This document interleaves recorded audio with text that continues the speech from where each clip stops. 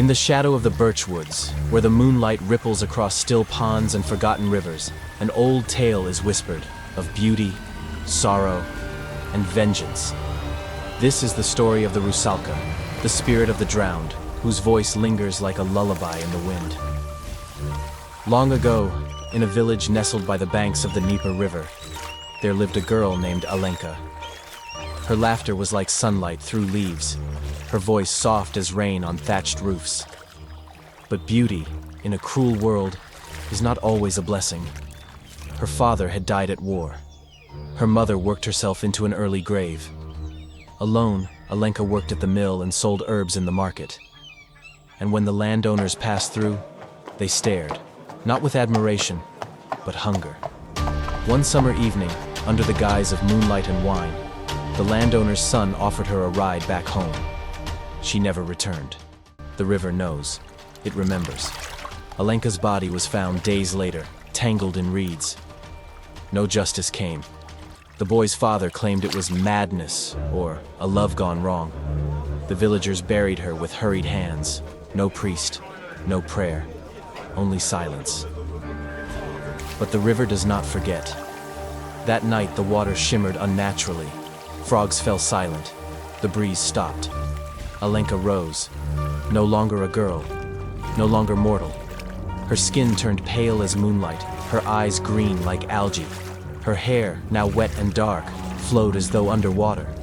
She walked the river's edge barefoot, humming a song no living soul had ever heard. A dirge of betrayal, of stolen youth. She became what Slavs feared most, a Rusalka, the spirit of a drowned maiden, cursed to haunt the waters, luring men to their deaths with beauty, sorrow, and song. In the weeks that followed, young men from the village began to vanish. First, the landowner's son, found with lungs full of river water, eyes wide open in terror. Then others, fishermen, soldiers, drunkards, who wandered too close to the shore. Each claimed, in dying breath or broken ramble, to have heard a voice singing beneath the water. The elders knew. They whispered at the hearth. She was wronged. She was never laid to rest. She waits by the willow grove. By moonlight she danced, half submerged, her song trailing across the mist. Not always to kill, sometimes to mourn. Some say Rusalki are vengeful. Others say they're lost souls looking for peace. But Alenka, she was both. She lured men not only with beauty, but with the ache of tragedy. She sang of broken promises, of love turned poison. And when they followed, as they always did, she took them gently beneath the surface. The villagers began to leave offerings, wreaths of willow, bread, salt. Some whispered prayers.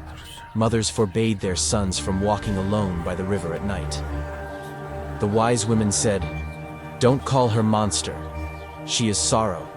She is justice.